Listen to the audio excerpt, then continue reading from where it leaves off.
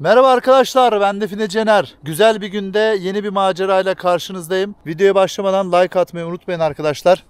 Evet, çantam, levyem, görüntüleme cihazım ve alan taramam hepsi yanımda. Arazideyim, güzel bir bölgede. Başlamadan hemen bir şey söyleyeyim arkadaşlar. Şimdi geçen gün bir arkadaşım aradı. Dedi ki birisi senin arkandan konuşuyor, laf ediyor. Ve anladığım kadarıyla da bu beni başkasıyla karıştırmış arkadaşlar. Zannetmiyorum benim arkamdan laf edeceğini. Sanırım beni başkası sandı ama benim adımı kullanaraktan konuşmuş. Fazla uzatmayayım. Arkadaşlar, insanlar arkanızdan 3 sebeple konuşur. Bak, bunu unutmayın. Birincisi, sizin seviyenize ulaşamadıklarında arkadaşlar.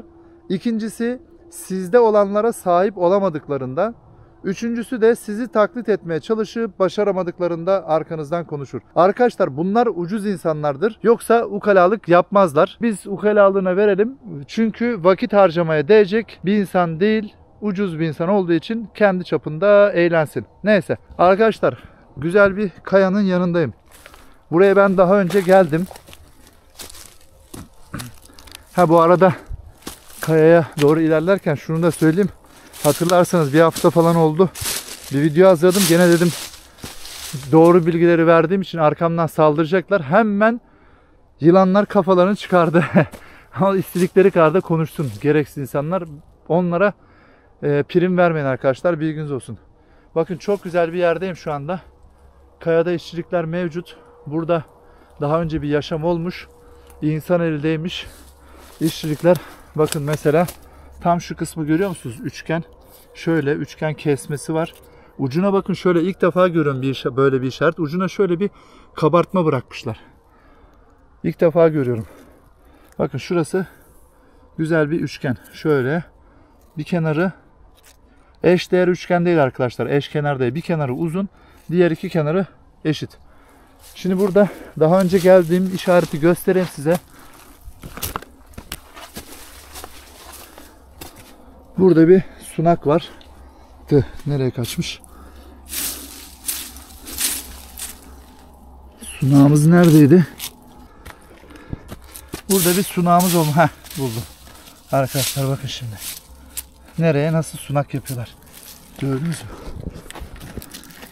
Bakın. 100 yuvarlak. Bakın, kesmesini görüyor musunuz? 100 yuvarlak. Oyması var. Su akarı da var. Su akarını değişik yapmışlar. Şu kısmı biraz böyle üçgen gibi, böyle bu tarafa doğru. Yani şu istikamete doğru çekiyor. Şöyle üstten gösterelim. Elimi böyle bakın etrafına çevirdiğim zaman 100 yuvarlak nizami şekilde geliyor. Buradan ağzı açık bir şekilde kanal vermişler. Ben ilk bu sunağı bulduğumda şu bakın kapak gibi. Zaten şöyle belli oluyor. Kapak gibi burada. Dedim acaba direkt mezar yanında mı? Ama bu kaya da mezar olmayacak kadar hem sert, kesme işlemi zor yapılır, hem de nasıl diyeyim? Yani o kadar bir geniş, mezar olacak kadar geniş bir kaya değil. Buradaki altındaki ana kaya mezar olacak kadar değil. Yandaki mezar olabilir ama bunun içine yapabileceklerini sanmıyorum. Şimdi aşağı çantamın yanına gideceğim. Alan taramayı alayım. Burada alan taramayla bir analiz yapalım. Etrafı tarayalım. Ne var ne yok görelim bakalım. Hazırlıklarımız başlasın. LT Focus X1. Alan taramanın içinde, haznesinde değerli var. Değerli, yani altın numunesi koydum. Arkadaşlar, şimdi bu numune ile alakalı, nasıl koyulacağı ile alakalı da video hazırlayacağım da vallahi işlerim çok yoğun, unutuyorum her seferinde. Bugün aslında aklımdaydı sabah. Biraz gene bir yoğunluktan aklımdan gitmiş. Bunun içine ben sıfırdan bir daha numune için malzemeleri bir araziye gelirken yanıma alacağım. Burada direkt videoda hazırlayıp içine koyacağım. Nasıl yaptığımı, nasıl ettiğimi siz de göreceksiniz. O gün de tekrardan bir bu alan tarama kullanımı ile alakalı güzel detaylı bilgiler vereceğim. Söz veriyorum, bundan sonraki videoya hiçbir şekilde unutmayacağım. Hatta bugün akşam giderken malzemeleri arabaya koyayım ki geldiğimde tekrar, hatta çantama koyayım, tabi arabada da unutabilirim. Çantama bırakayım, geldiğimde araziye direkt numune olayında birebir canlı canlı size göstereyim. Şimdi burada alan taramayla bir bakacağız. Alan tarama radyestezi işidir arkadaşlar. Alan taramaya soru sorarsın. soruyu tabii sorma şeklin önemli. Sen soru sormayı bilirsen o da sana cevap verir arkadaşlar. Bakın şimdi alan tarama ilk önce bir taradı. Şu tarafta 2 tane sinyal yakaladı. Şimdi bakın daha alan tarama kendini sabitlemedi. Hala sağ sol hafiften yapıyor. Çünkü karşıda 2-3 yerden sinyal alıyor arkadaşlar. Şu anda mineralleri eliyor muhtemelen. Direkt malzemeye odaklanacak.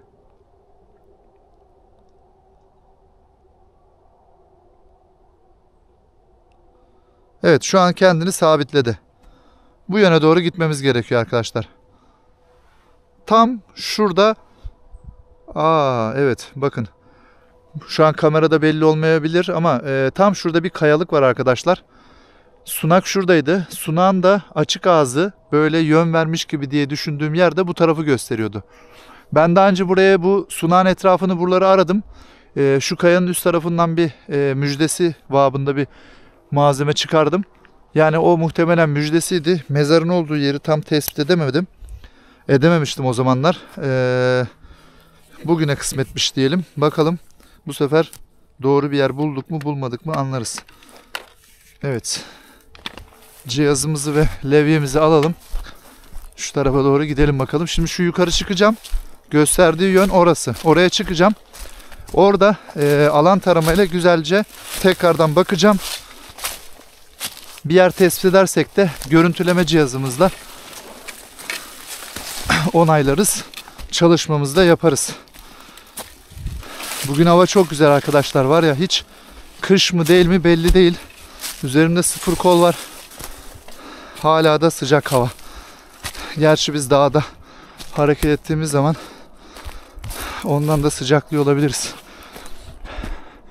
Evet. Burada kayalıklar var. Şöyle şu 2 kaya yaklaşım çünkü uzaktan bir şüpheli bir yer gördüm. Ona bir yakından bakacağım önce.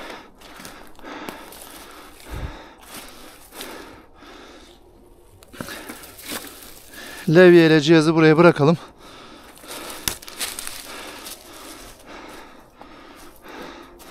Bakın arkadaşlar. İşaretlere bakın, kesmelere bakın. Şurada bir kabartma daire var. Burada şöyle yılan gibi yapmışlar, oyma. Şunun üst kısmı bakın böyle yontulmuş bir hayvana benzetilmiş ama bu zamanla galiba kırılmış, deforme olmuş. Altında şöyle 3 tane destek var. Bu kayayı tutuyor. Hem bir nefes alayım hem şöyle bir bakayım. Siz de bakın arkadaşlar, kamerada kendinizi geliştirin. Benim söylediklerime göre kendi bulduğunuz yerlerle eşleştirme yapabilirsiniz.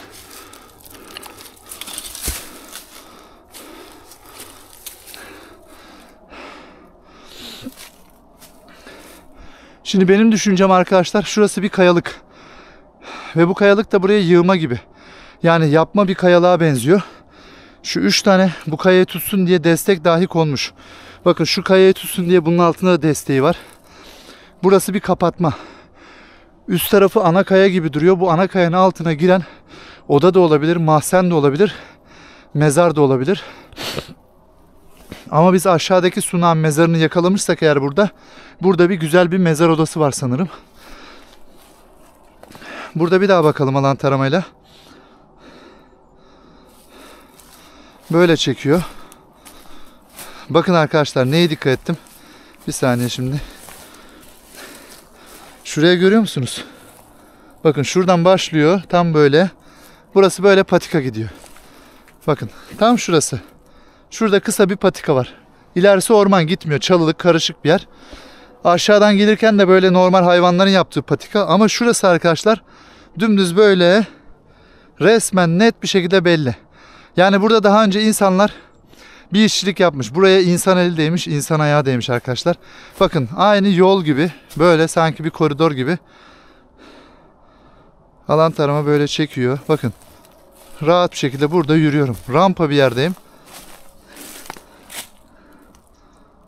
Tam şuraya doğru çevirdi. Şimdi arkadaşlar burada bir diken var, biraz dallar da var. temizleyip alan taramayla bir daha bakacağım buraya. Şurayı gösteriyor bana alan tarama.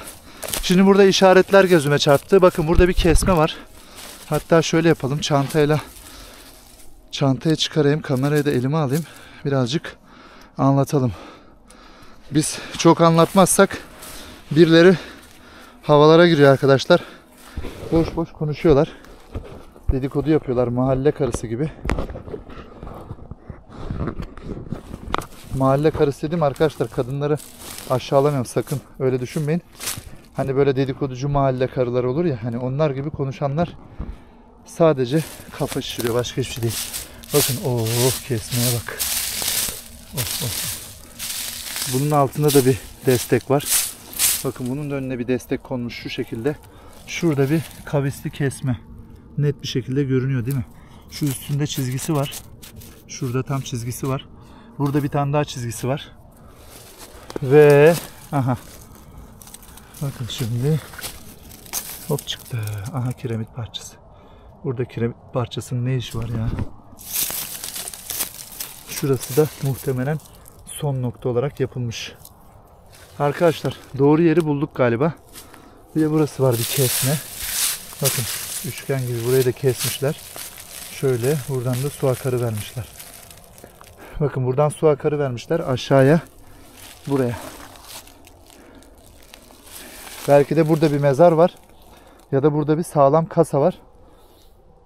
Orada da bir mahzen ya da oda girişi var. Şu tarafta hemen. Şimdi alan tarama beni buraya getirdi. Şu noktayı çekti. Yüzeye yakın olaraktan burada bir şey varsa eğer onu çekmiştir.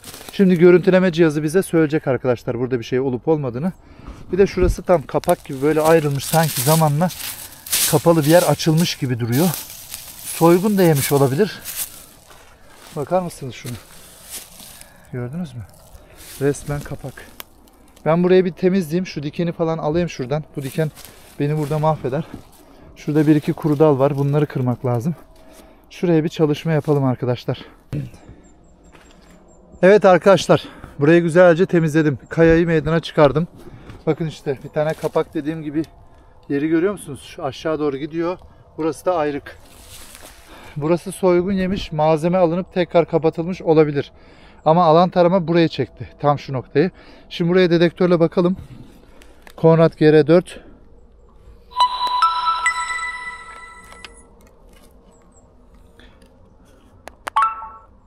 Şu an kalibrasyon yapıyor.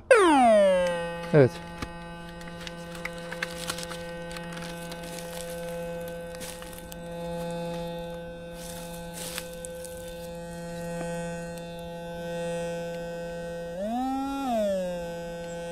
Hop.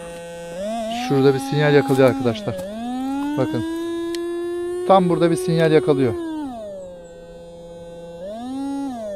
Gördünüz mü?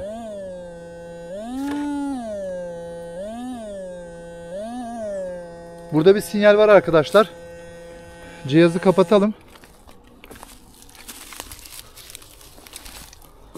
Eldivenlerimizi giyelim. Levye ile buraya ufak bir çalışma yapayım bakalım. Ne var ne yok, bir şey var mı yok mu hep beraber izleyelim arkadaşlar. Cihazlarımızda, alan taramamızda tekrardan yeni bir günde, yeni bir macerada test etmiş olalım. Evet, görüntü güzel herhalde. Arkadaşlar videoya like atmayı unutmayın. Yorumlarda da bana söylemek istediklerinizi söyleyin. Ben elimden geldiğince bakmaya çalışıyorum. Her gün 1-2 kişi de olsa cevap vermeye çalışıyorum. Cevap veremediklerim kızmasınlar. Gerçekten çok yoğunum. Yani Instagram'dan yüzlerce mesaj oluyor. Yetişmek mümkün değil. Yani en üstte gördüğüm mesajlara cevap vermeye çalışıyorum mümkün olduğunca.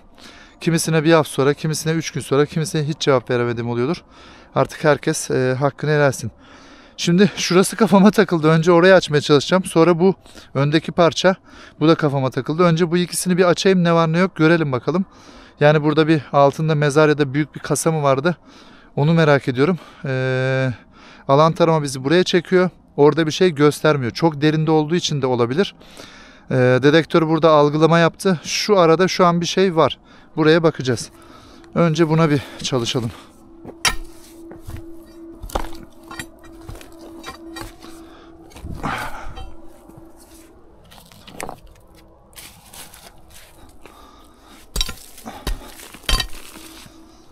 Önce bir çapayı alalım elimize. Şu ön tarafını açalım.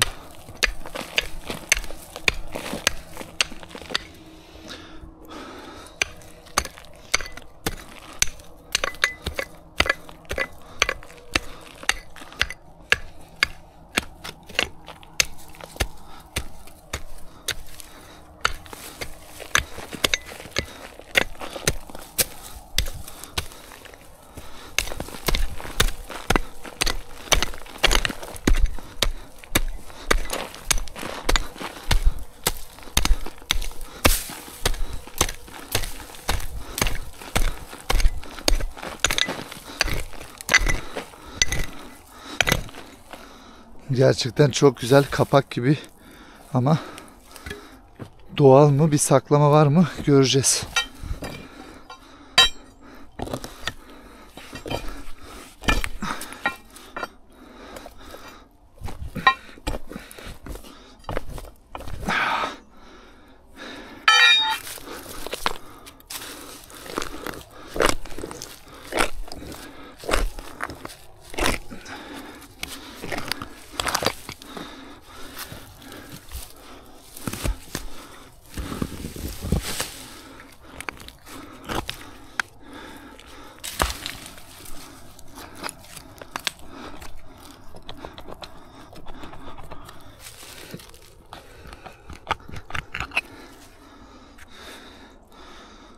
Bumerang.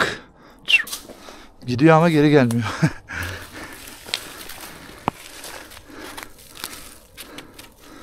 Evet, kapak diye düşündüğümüz nokta kapak değil sanırım.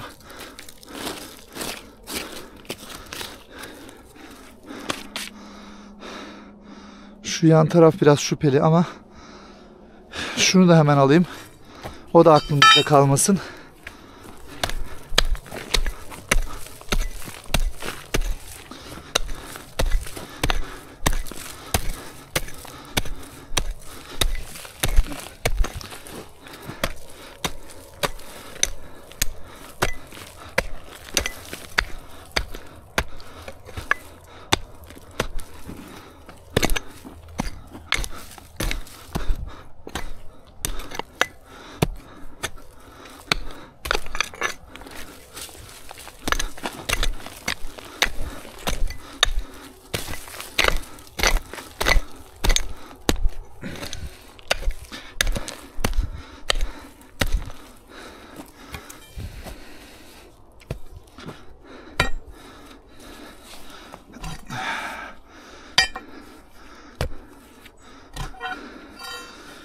Bu biraz zorlayacak gibi.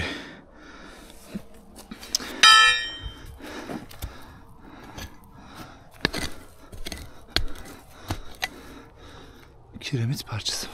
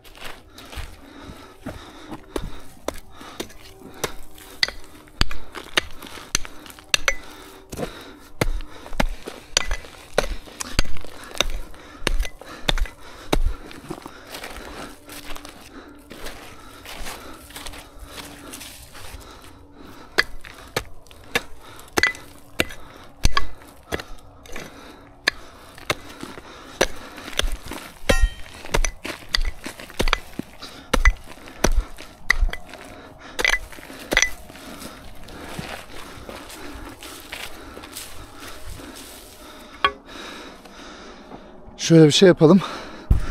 Kamerayı çıkartayım. Kamerayı buraya sabitleyelim.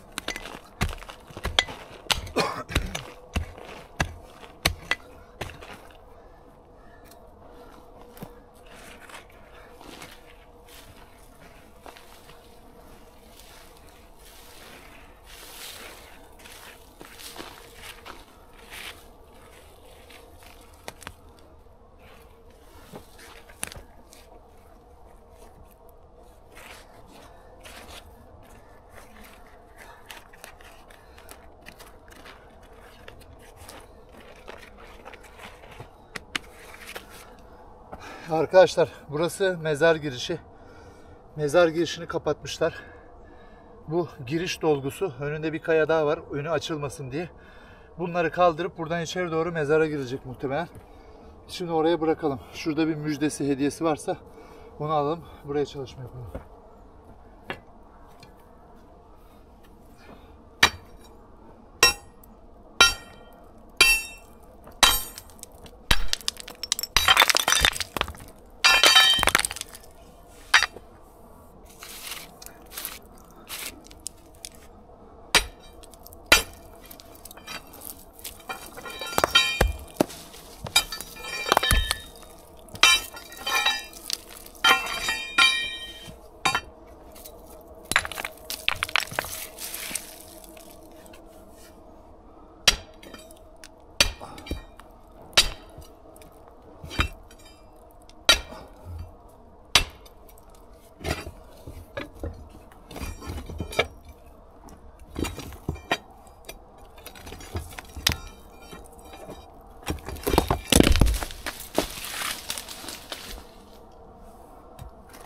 Evet.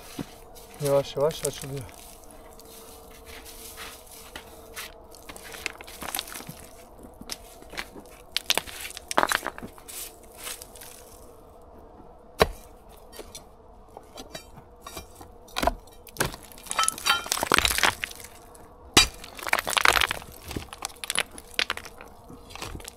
Geliyor.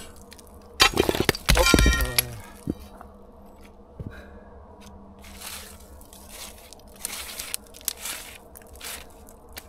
Şimdi kaldı şu taraf. Burayı da açtıktan sonra cihaz şu içeri doğru sinyal verdi. Burayı da açtıktan sonra olay belli olur.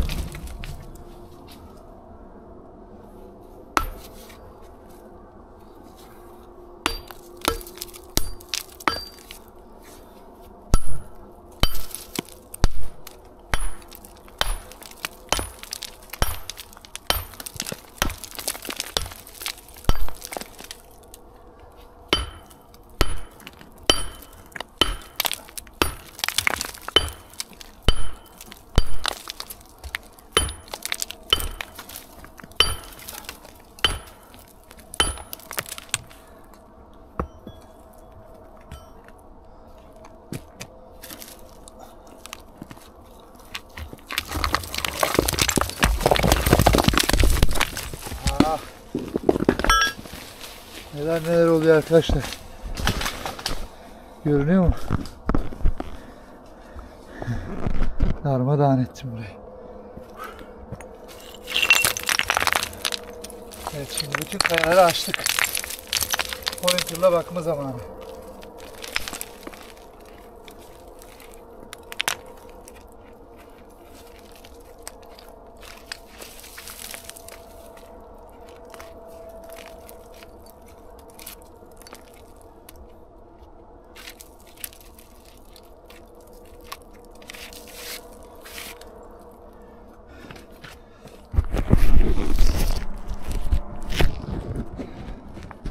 Arkadaşlar kamerayı çıkardım. Şimdi bakın işlem yaptığım nokta. Hiç ellemeden şöyle güzelce göstereyim. Şu arayı kırmaya çalıştım. Şimdi sinyali şu aradan bir yerden aldı.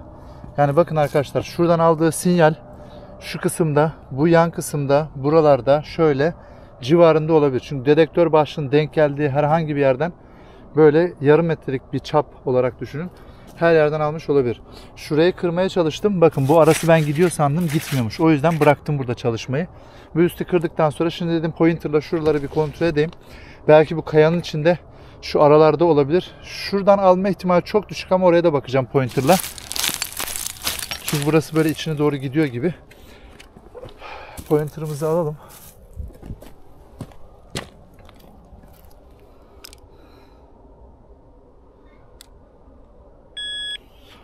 Evet.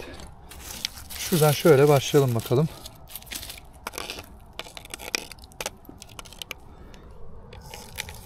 Arayı kontrol edelim. Ha? Aha. Şurada. Şurayı şöyle yapalım.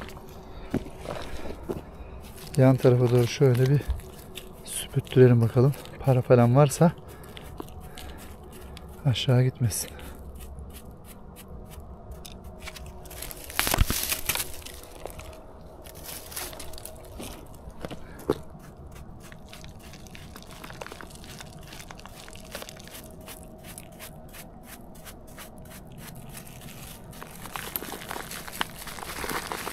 Bakın arkadaşlar buralar kırdığım yerler.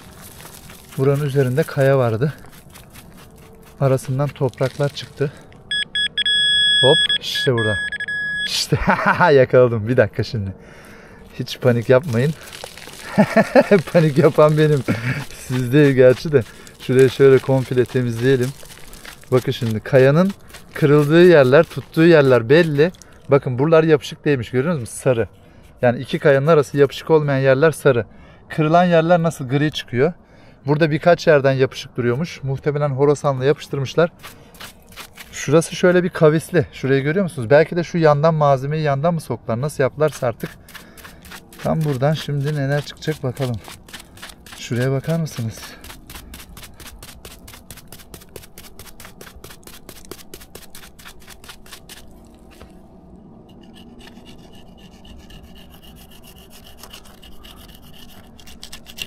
Şöyle eştirelim burayı yavaş yavaş.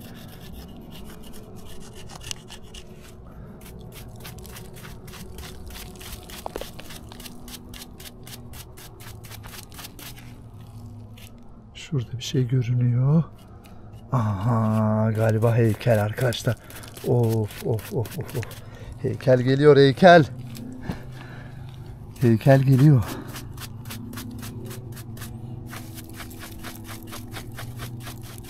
Aa burada da. O sarı. Of of of of of. Şuna bakın. Vay, sarıyı gördünüz mü? Hemen şöyle yapalım bir saniye şimdi. Size görüntü kalitesini söylemiştim daha önce, bozukluk var diye. Kameranın ayarını bir türlü beceremedim arkadaşlar. Biraz ben teknoloji özürlüyüm. Sosyal medyada beni 150-200 bin kişi takip ediyor. Ama ben teknolojiden anlamıyorum. Var mı böyle bir komik durum ya? Of. Evet, olay belli. Şimdi hemen diğer kamerayla görüntü kalitesi yapacağım, merak etmeyin. Evet arkadaşlarım, size kaliteli güzel bir görüntü için şöyle, vay vay vay vay vay, çok iyi be.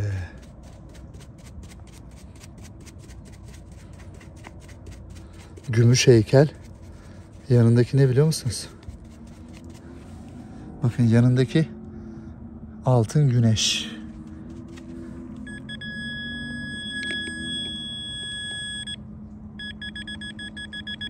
Evet, pointer'ımızı kapatalım. En sevdiğim sesi duydum. En sevdiğim rengi de gördüm. Arkadaşlar, bakın. Şu güneş sanki ayrılıyor gibi. Şuradan bir onu çık. Aha, of, ikisi birden ayrıldı. Tamamdır bu iş. Of of of of. Şuna bakar mısınız arkadaşlar? Şunun güzelliğine bakın be. Yakaladık yine sarıyı. Şunun ortası toprak dolmuş. Çıkarabilir miyiz ki? Ortasında çukur mu? Aa, delikmiş ortası. Aynen. Arkadaşlar bakın. Şöyle galiba. Bu herhalde birisi boynuna asıyormuş herhalde bunu. Altın güneş arkadaşlar bu. Bakar mısınız şuna? Şimdi şu heykeli de alalım. Vay, bu da gümüş ha. Kapkara olmuş ama. Şuna bakın. Aha. Alt kısmı da biraz oksitlenmiş galiba.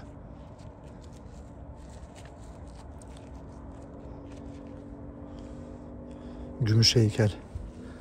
Başka bir şey var mı? Pointer'ımıza bakalım hemen.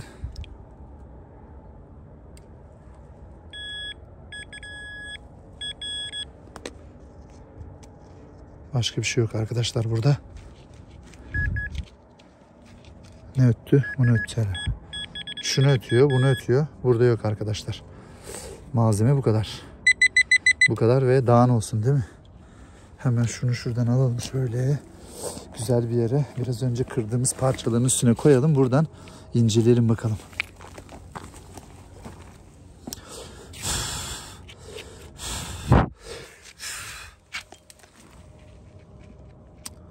Evet arkadaşlar, çok güzel.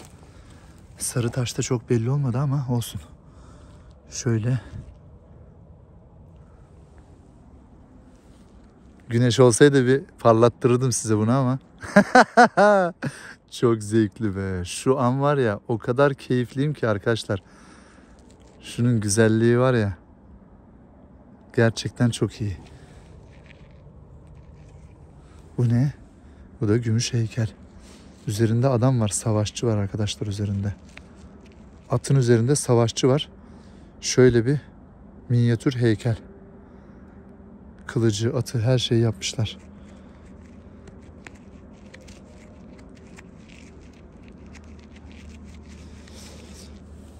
Bayağı bir temizlendi. Evet. Gümüş heykel. Çok güzel.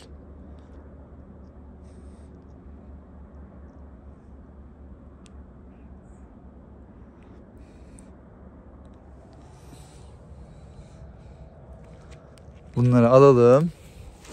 Son bir kez siyahın üzerine koyalım. Bir de orada görelim bakalım nasılmış. Arka plan siyah olunca nasıl gözüküyor. Evet arkadaşlar. Sarı. Buna bir ışık yaksak yine parlar belki ama artık neyse. Olduğu kadar. Olmadığı kadar. Arkadaşlar güzel bir çalışma oldu. Güzel bir malzeme yakaladık. Bakın şimdi. Burayı kırdım, döktüm, deştim. Burada büyük bir ana kaya var. Bunun altına da muhtemelen mezarı yapmışlar. Yalnız şurası çok kafama takıldı. Şuna bakar mısınız arkadaşlar, bak. Tam şurası insan kafası gibi de duruyor, hayvan gibi de. Burası tıraşlama arkadaşlar, bakın şimdi. Görüyor musunuz? Şunları biraz kırayım bakalım, açılıyor mu? Evet. Şu kayanın üzerine resmen böyle yapıştırma sanki. Nasıl ama? Buradan böyle bu tarafa doğru geldiğimizde burada bir hayvan varmış. Kafası böyle ayıya benziyor arkadaşlar. Böyle bakın, göğsünü şişirmiş bir ayı. Sanki kış uykusuna yatacak, karnını doyurmuş bir ayı düşün. Bak, arka kulağı, kafası, burnu, gözü, her tarafı belli. Ayıyı buraya resmetmişler.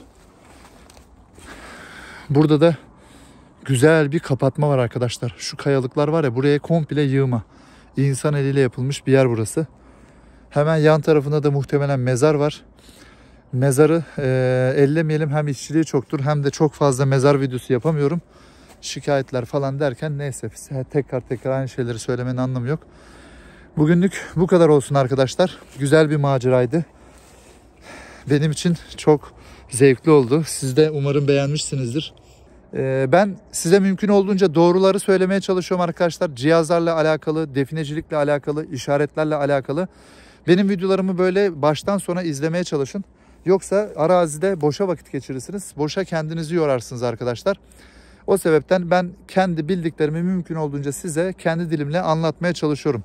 Ve arazide mesela böyle gelip de video çekerken de siz de biliyorsunuz ki doğal konuşuyorum zaten. Böyle yapmacık konuşmalar da yok. İşte diksiyonum güzel olsun diye böyle yapmacık konuşmalar bilmem neler yapmıyor. Ben neysem oyum arkadaşlar. Yani beni bilenler bilir, kanalımı takip edenler. Buradan kanalımı takip eden tüm sevdiklerime de tek tek selam olsun. Bu videoyu burada sonlandırayım. Bir sonraki define macerasında görüşmek üzere arkadaşlar. Kendinize iyi bakın.